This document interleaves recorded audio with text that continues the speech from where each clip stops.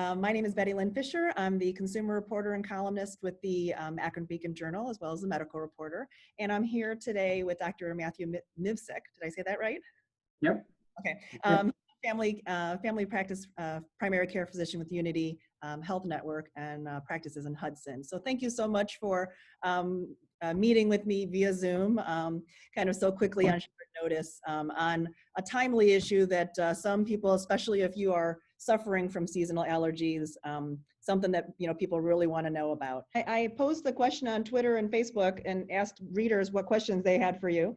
So let's go over a couple things that some people were asking. So some were asking about kind of any alternatives or the neti pot.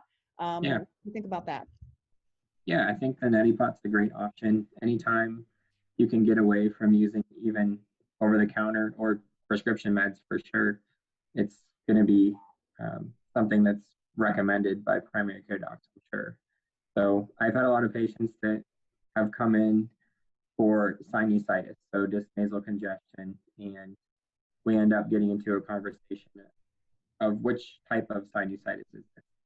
A lot of patients want to at first go straight to this is a bacterial sinus infection and need antibiotics, but there's a lot of other reasons for sinus trouble, including viral, which will typically resolve on its own. You can use more conservative therapies, and then allergic sinusitis, especially this time of year, is highly prevalent and doesn't need to be treated with antibiotics, but can be treated with more conservative measures like a neti pot.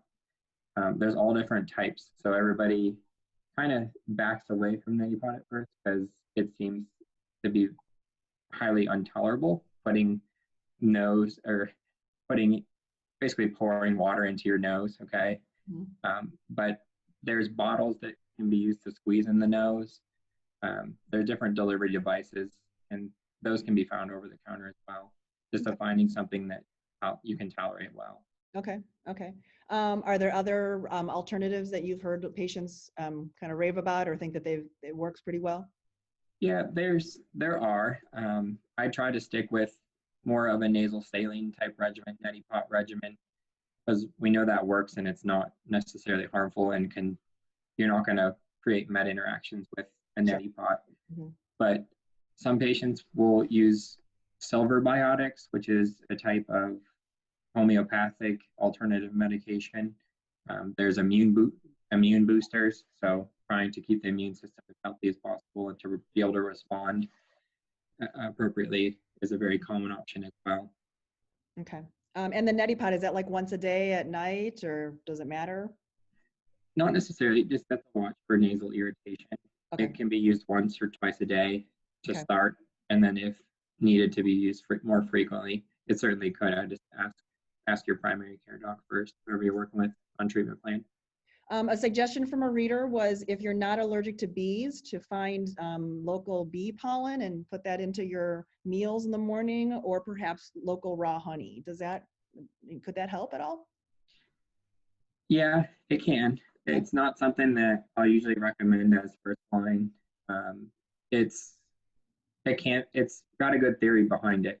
It's pretty much similar to a theory of using immunotherapy. So you're exposing the body to a small amount of a potential allergen or area, sensitizing to it, and then decreasing that allergic response.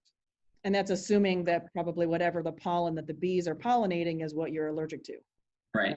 Okay. Yeah. So you're giving the body a small amount of that potential allergen, and then the reaction or response from the body would be less.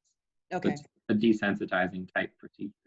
Okay. I had one reader ask about whether over-the-counter medications could affect her eyesight, and I did do a little bit of back and forth, so this may be really pretty specific, so we might have to back up and just be more general. But she said it wasn't watering her eyes or blurring, but that it actually kind of made her eyes lose some focus, and she had gone to an eye doctor, and they said it wasn't that. So she just wasn't sure. She said she's read some stuff, and she was just concerned about whether her eyesight could be affected by allergy medicines or allergies. Yeah. So anytime that you're taking, so it would be important to know which med it was first, but generally the whole class of an antihistamine taken orally, so it's going systemically throughout the body, it could create side effects. Okay. And that's one of the reasons that you want to go more so with a nasal spray or eye drop, if that's where your symptoms are, because when you take an oral medication or a systemic medication, it can create other there's more potential for side effects. I gotcha. Not going directly to what you need. So maybe Yeah. for her, she really then specifically if she's having problems, she should try the nasal sprays maybe. Yeah, nasal sprays or eye drops. Yeah. Another reader was saying that her son is sleeping upright on the sofa because he just can't get any comfort at night. I'm assuming that's just for drainage, that he just doesn't want to lay back. And any ideas for comfort there? That could, yeah. So it certainly could be postnasal drainage, and that creates a lot of irritation in the back of the throat.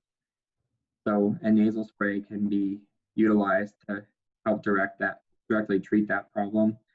Sometimes a humidifier in the bedroom or wherever you're sleeping can also help. Okay.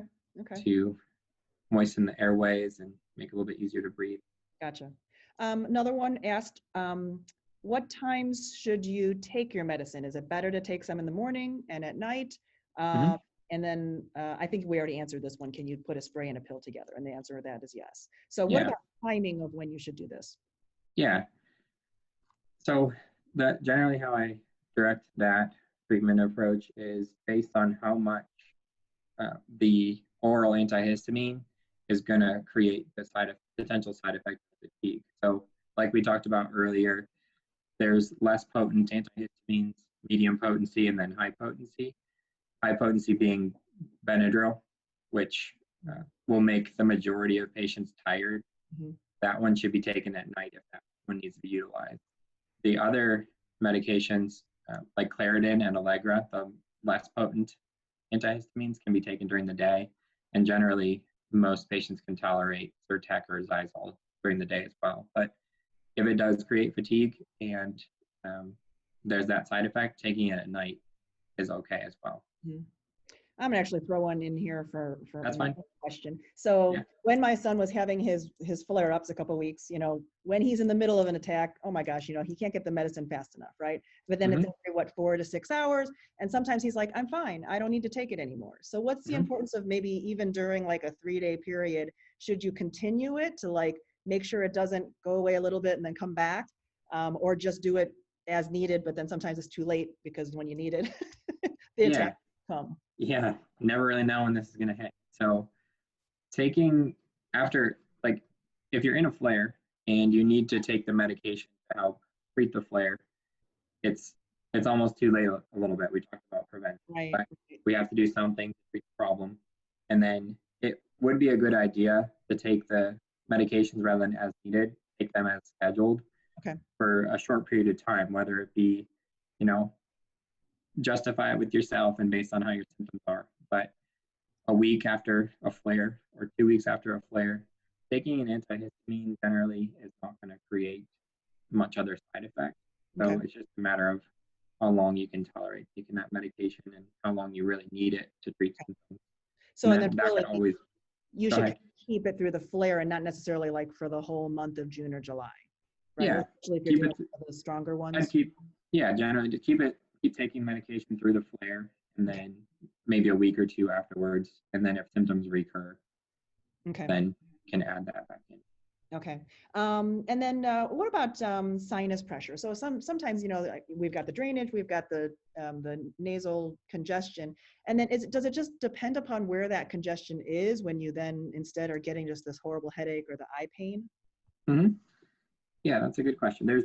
We have different sinuses. So located more on the forehead, frontal sinuses.